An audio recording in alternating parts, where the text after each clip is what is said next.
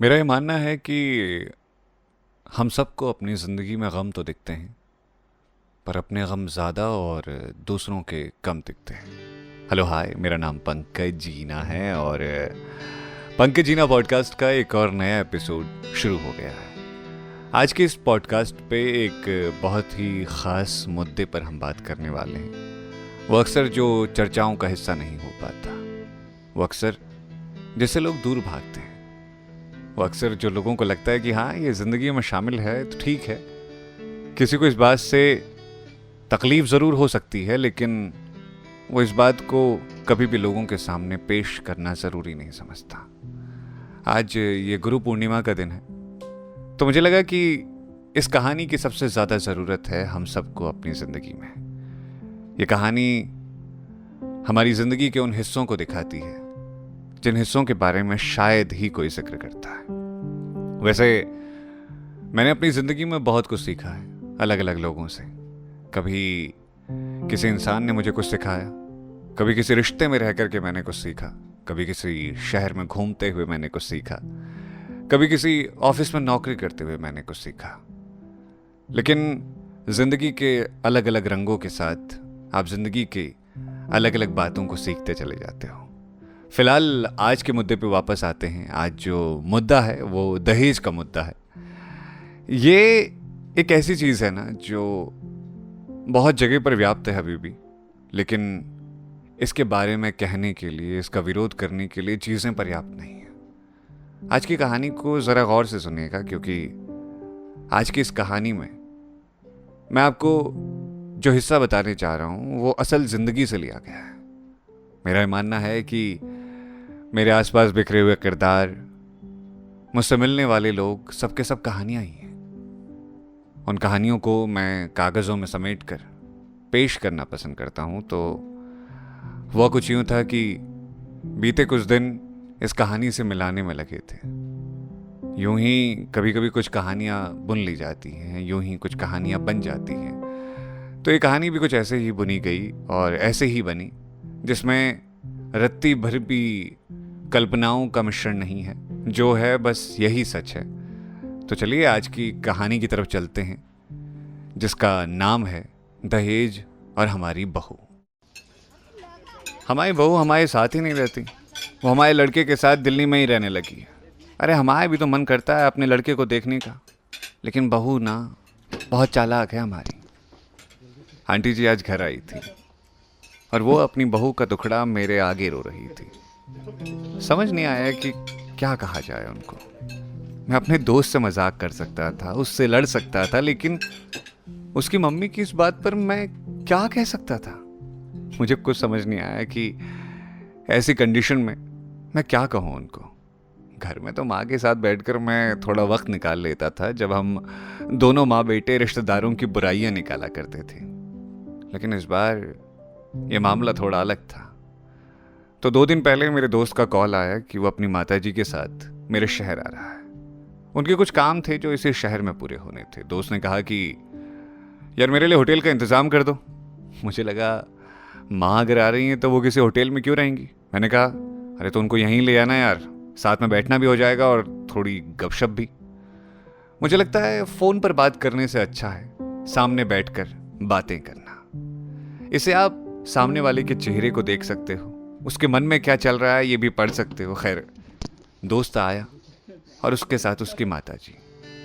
मुझे लगा जैसे मेरी मम्मी घर आ गई। ये मम्मियों के होने भर से घर कितनी रौनकों से भर जाता है ना। मुझे उनके साथ होने पर अच्छा एहसास हो रहा था। हमने साथ में खाना खाया और उस दिन गप्पे लड़ाते हुए कब नींद आ गई पता ही नहीं चला। बरसात का मौसम दस्तक दे चुका है। जिस दिन बारिश होती है उस दिन बहुत अच्छा मौसम रहता है, लेकिन जब बारिश नहीं होती उस दिन बहुत उमस हो जाती है।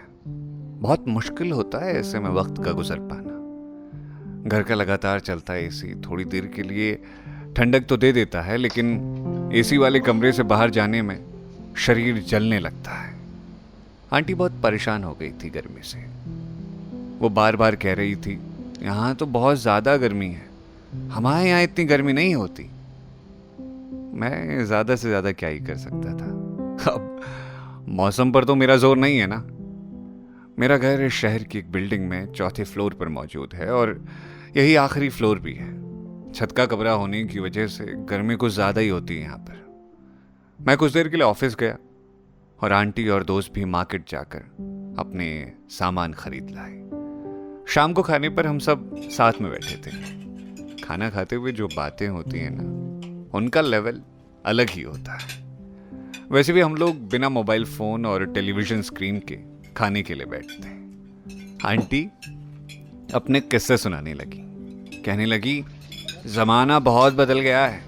पहले और अब की ज़िंदगी में बहुत फ़र्क आ गया है। पहले तो लड़कियों को बहुत आज़ादी नहीं मिलती थी, अब तो देखो हर किसी को आज़ादी मिली हुई है। उन्होंने बताया कि उनका भी मन था कि वो खूब पढ़ाई लिखाई करें, नाम रोशन करें, लेकिन उनके माँ बापा ने उनकी शादी करा दी और परिवार की जिम्मेदारी निभाते हुए उनको कभी वक्त ही नहीं मिला। आंटी को शायद एक सुकून मिल रहा था मुझे ये सब बताते हुए। मैं उनकी बातों को कहानियों की तरह समेटे जा रहा था। मैं ये भी सोच रहा था कि माँ अगर अभी मुझे ये सब बातें बताती तो वो क्या क्या बात बताती। बातों बातों में बात दहेज तक पहुंच गई। इसके बाद जो उन्होंने मुझे बताया वो हैरान कर देने वाला था। आंटी ने बताया कि उनके शहर में आज भी दहेज को लोग बड़े सम्मान के साथ अपने घर में शामिल करते हैं। मैंने कहा, इस मामले में तो हमारा शहर ठीक है आंटी। हम लोग दहेज ना तो लेते हैं और ना ही किसी को देते हैं। आंटी ने जब ये बात सुनी तो उनके चेहरे पर एक दर्द उभर आया। उन्होंने एक फीकी सी मुस्कान ओढ़ी और कहा, बेटा, हमारे यहां तो लोग इतने समझदार नहीं हुए अभी तक। तुझे पता है, तेरे दोस्त की बहन की शादी में हमने 12 लाख का दहेज दिया है। ऊपर से एक 4 पहिया गाड़ी, जेवर और जरूरत की चीजें तो हिस्सा थी दहेज का। मैंने पूछा, तो आपने मना क्यों नहीं किया उनको? ये तो गलत है ना, आप अपनी बेटी भी दो और उनको दहेज भी। आंटी ने मेरी बात सुनी और कुछ देर तक उन्होंने एक चुप्पी ओढ़ ली। फिर वो एक दर्द भरी मुस्कुराहट चेहरे पर ले आई। फिर उन्होंने बताया कि समाज में इज्जत का सवाल होता है दहेज। अगले दिन तो लोग देखने आते हैं कि भैया कितना दहेज भरकर लाया है। अब ये प्रथा गलत है, लेकिन क्या करें बेटा, बच्चों की खुशी के लिए माँ बाप को ये सब करना पड़ता है। बहुत बड़ी बात कह दी थी उन्होंने। इसके बाद मैंने उन्हें बताया कि मेरे पापा और माँ एक दूसरे की हेल्प करते हैं किचन में। आंटी इस बात पर हैरान हो गई। कहने लगी, तेरे माँ बाप अच्छे हैं बेटा। तेरे अंकल तो पानी का एक गिलास तक नहीं उठाते, ऊपर से मेरी बहू भी साथ नहीं रहती। तेरे दोस्त के बड़े भाई की शादी के बाद वो दिल्ली ही रहती है। मैंने पूछा, आपने भी दहेज लिया था क्या आंटी? आंटी इस बार गर्व से बोली, अरे तो 2 लड़के हमारा तो हक बनता है ना दहेज लेने का। दिल्ली में एक फ्लैट, एक 4 पहिया गाड़ी और 13 लाख कैश लिया था हमने। पर क्या करें बेटा, हमारी बहू तो हमारी सुनती ही नहीं, ना हमारा बड़ा बेटा सुनता है। मुझे आंटी की बातों में उनके सवालों का जवाब मिल गया था। मैंने कुछ कहा नहीं उनको, लेकिन उनका दूसरे के दहेज लेने को बुराई और खुद की बात पर तारीफ करना पल भर में बता रहा था कि अब तक दहेज लेने की प्रथा बंद क्यों नहीं हुई है। फिलहाल आज आंटी तो अपने घर चली गई, लेकिन अपने पीछे वो बहुत सारे सवाल छोड़ गई हैं। तो ये था आज का पॉडकास्ट। उम्मीद है कि ये पॉडकास्ट आपको पसंद आया होगा। हमारी जिंदगी में भी ऐसे बहुत से लोग होते हैं जो अक्सर ऐसे ही एहसासों से गुजरते रहते हैं, जिन्हें अक्सर अपना गम तो बहुत ज़्यादा लगता है, लेकिन दूसरे का गम कम लगता है। दहेज का मामला सिर्फ यही नहीं है जो मैंने आपको इस कहानी में बताया। आज भी कई जगह लोग इस बात से उलझ रहे हैं, इस बात से लड़ रहे हैं।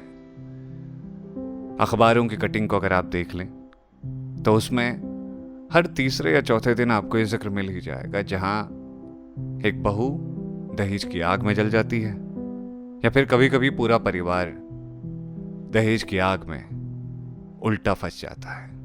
हाँ, कुछ मौकों पर मैंने ये देखा है कि कुछ लड़कियों ने पूरे परिवार को फंसा दिया था, जिसमें कहा गया कि ये मुझसे दहेज ले रहे थे। हालांकि दहेज लिया भी नहीं गया था और कई जगहों पर दहेज की वजह से किसी लड़की की जिंदगी को खराब कर दिया गया था।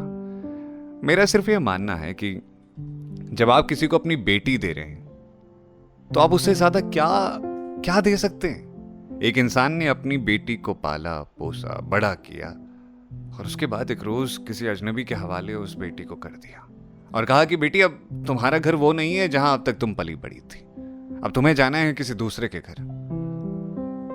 और वो बेटी किसी दूसरे घर जाती है, उस घर को अपनाती है, बदले में उसके साथ में एक टोकन दिया जाता है, एक बोनस दिया जाता है कि देखिए ये हमारी बेटी है और इसके साथ हम आपको और कीमत भी देंगे। उसके बाद भी लड़की वाले कई बार दबे से रहते हैं। मुझे लगता है कि चाहे कुछ बदले ना बदले, लेकिन लोगों की आदतें बदलनी चाहिए। उन्हें समझना चाहिए कि आप अपने घर किसी के परिवार के सदस्य को ले आ रहे हैं, आप अपना परिवार आगे बढ़ा रहे हैं, तो आपको तो एहसान मानना चाहिए कि आपके घर बेटी आई है, आपके घर एक लड़की आ गई है। लेकिन कुछ चीजें नहीं बदलती, कुछ चीजें सालों साल चलती रहती हैं, क्योंकि वजह एक ही है, हम अक्सर अपनी नजरों में बदलना तो चाहते हैं बहुत चीजों को, लेकिन नजरिया नहीं बदल पाते।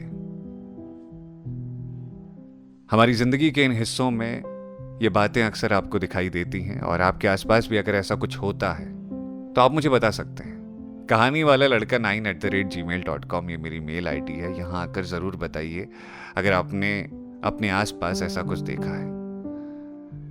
मैंने अक्सर ऐसे हिस्सों को अपने आसपास होते देखा है और इसीलिए उन्हें मैं कहानियों में समेट लाया हूँ। आपके कमेंट्स पढ़ के कई बार खुशी होती है, क्योंकि आप उन लोगों में से हैं जिनको ज़िंदगी में कुछ अलग चीज़ों की चाह है, जो कुछ अलग चीज़ों का समर्थन करते हैं। तो शुक्रिया मोहब्बत देने के लिए। आपकी मोहब्बत से ये पंकज जीना पॉडकास्ट की महफिल आबाद हो रही है, इसे बेपनाह प्यार मिल रहा है और हम धीरे धीरे इस परिवार के साथ लगातार आगे बढ़ते जा रहे हैं। तो ऐसे ही मोहब्बत देते रहिए, प्यार करते रहिए, ये सिलसिला ऐसे ही आगे बढ़ता रहे। ये मोहब्बत की बात है तो इसी पर मैं कहना चाहूँगा कि शुक्रिया प्यार देने के लिए। इस चैनल को सब्सक्राइब कीजिएगा, शेयर करिएगा इस कहानी को अगर हो सकेगा, और हो सके तो समझाइएगा अपने अपनों को, सुनाइएगा उनको और बताइएगा कि क्यों मुश्किलों से आज तक गुजर रहे हैं हम लोग, क्यों कुछ चीज़ें बदल नहीं पा रही हैं। शायद आपके सिर्फ एक शेयर कर देने से कुछ चीज़ें बदल सके, शायद आपके सिर्फ एक स्टेटस से किसी की सोच बदल सके। मुझे इंतज़ार रहेगा आपके ईमेल्स का, आपके मैसेजेस का, आपके कमेंट्स का। शुक्रिया मोहब्बत देने के लिए। कमेंट्स करिए और अपनी राय ज़रूर बताइए, चाहिए आपकी कमेंट्स की बातें जैसी भी हों, चाहे अच्छा लगे बुरा लगे, जो भी आपकी राय हो ज़रूर से व्यक्त कीजिए। मोहब्बत देने के लिए शुक्रिया। मैं हर रोज़ आपके कमेंट्स पढ़ता हूँ, एक रोज़ हम उन कमेंट्स को पढ़ेंगे भी, बताएंगे भी। सुनने के लिए बहुत बहुत शुक्रिया, मोहब्बत देने के लिए शुक्रिया। सुनते रहिए पंकज जीना पॉडकास्ट। मेरा नाम है पंकज जीना।